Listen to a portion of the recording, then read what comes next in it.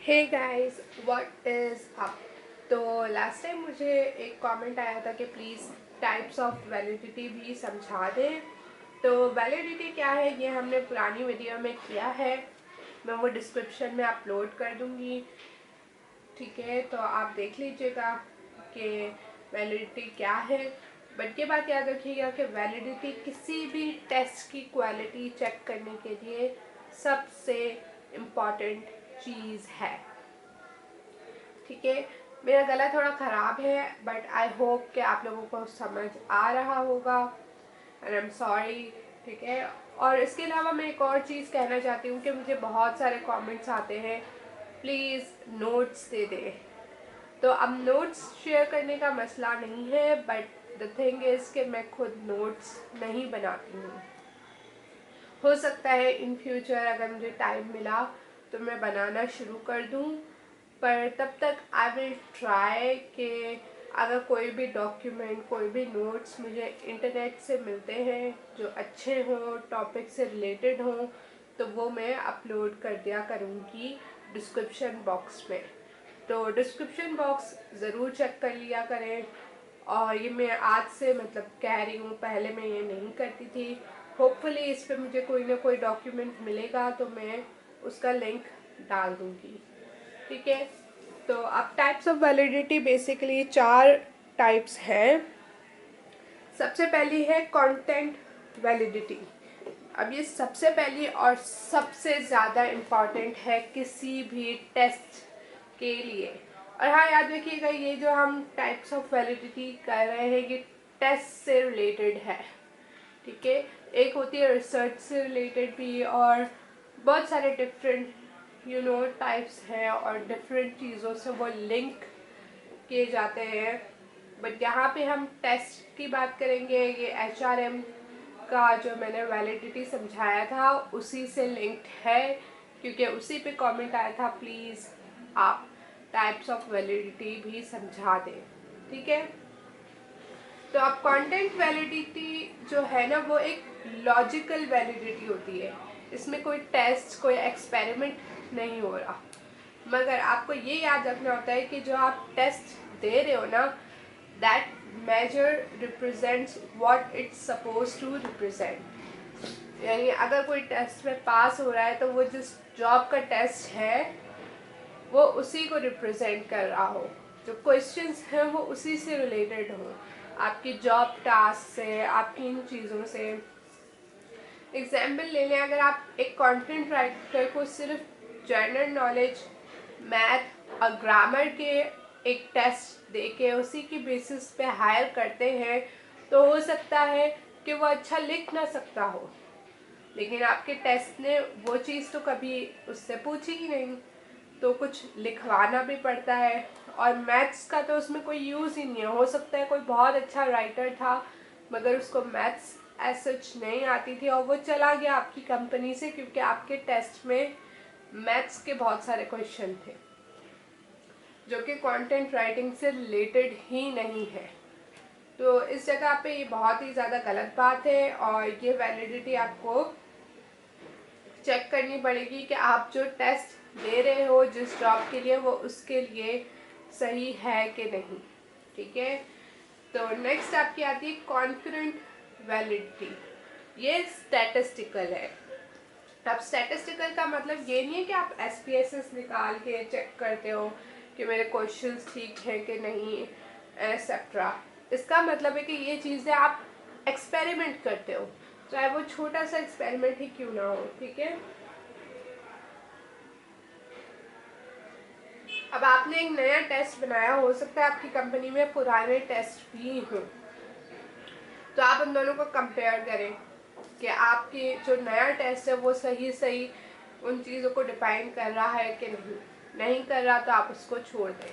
लेकिन आप इमेजिन करें आपकी कंपनी या आपकी वो जॉब पोस्ट बिल्कुल नई है, आपने पहले कभी ऐसा कुछ नहीं किया, तो आप क्या करेंगे कि वो लोग जो इस फील्ड में माहिर हैं उनको, और जो माहिर नहीं है उनको, दोनों को ये टेस्ट दिलवाएंगे और देखेंगे क्या ये मार्क्स उस चीज़ की रिप्रेजेंटेशन कर रहा है क्या ये टेस्ट माहिर इंसान को ये माहिर बता रहा है या नहीं। तो अगर वो बता रहा है तो मतलब आपकी वैलिडिटी है, आपका टेस्ट वैलिड है। मगर अगर वो नहीं बता रहा और वो नॉन मास्टर्स जिनको कुछ नहीं आता उनको भी बहुत ज़्यादा अच्छा रिप्रेजेंट कर रहा है कि आप उन्हें हायर कर लें, तो आपका टेस्ट वैलिड नहीं है।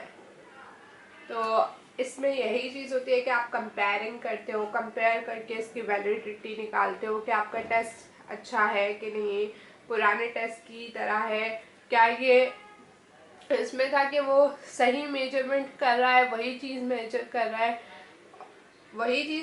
रहा है, इसमें कि सही मेजर कर रहा है कि नहीं। ठीक है, उसके बाद आता है प्रेडिक्टिव वैलिडिटी।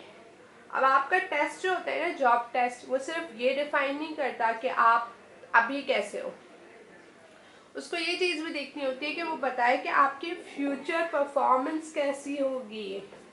तभी आप लोगों से अक्सर अगर आप जाएं, कोई टफ सा एग्ज़ाम हो या कोई बहुत बड़ी कंपनी हो, वो आपसे एक सिचुएशन बेस्ड इंटरव्यू टेस्ट वगैरह भी कंडक्ट करती हैं।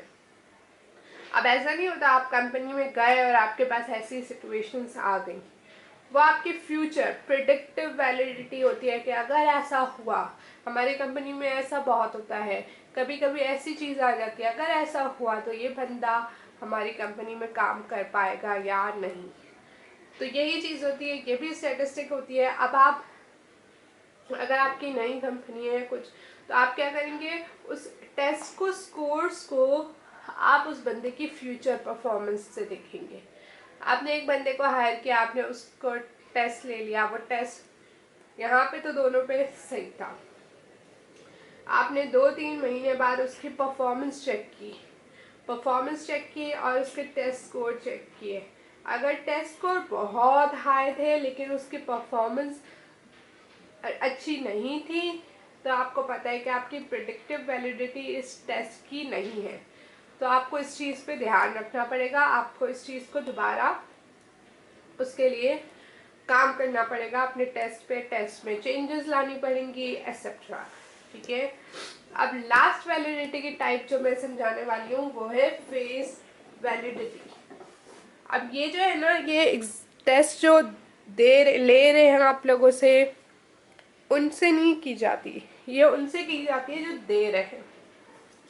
आपने मुझे टेस्ट दिया, मैं किसी भी जॉब पोस्ट के लिए आ रही थी, लेकिन मुझे फील हुआ यार ये क्वेश्चन तो उस चीज़ से रिलेटेड ही नहीं है, जो मेरा काम है, जिसमें मेरा एक्सपीरियंस है, ये सारे क्वेश्चंस तो उससे लिंक ही नहीं करते।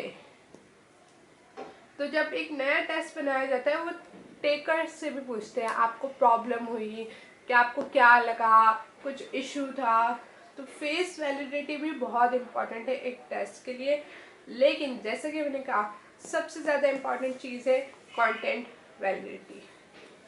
और आपके टेस्ट की वैलिडिटी होना इसलिए भी ज़रूरी है कि खुदा न खास्ता आपको आगे जाके कोई केस होता है, टेस्ट में अक्सर ऐसा होता है कि कहीं कोई बहुत ज़्यादा अनफेयर होता है और किसी को बहुत बुरा फील होता है, तो वो आपको सू कर सकता है। तो अगर आपके पास प्रूफ होगा कि आपके टेस्ट वैलिड है, तो ये आपको बहुत हेल्प करेंगे, स्पेशली डिस्क्रिमिनेशन केसेस में, रेसिज्म में एक्सेट्रा। कि आप ऐसी चीज़ें नहीं पूछ रहे हैं, आप ये टेस्ट सही ले रहे हैं, सबसे एक जैसा ले रहे हैं एक्सेट्रा।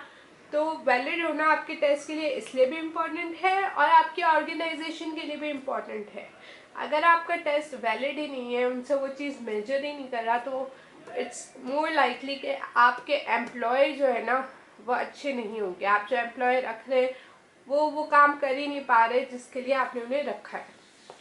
ठीक है, तो that's it for this video. I hope के समझ आया, अगर आया तो कमेंट करें और यार शेयर कर दिया करें वीडियो को, बहुत हेल्पफुल होता है मेरे लिए।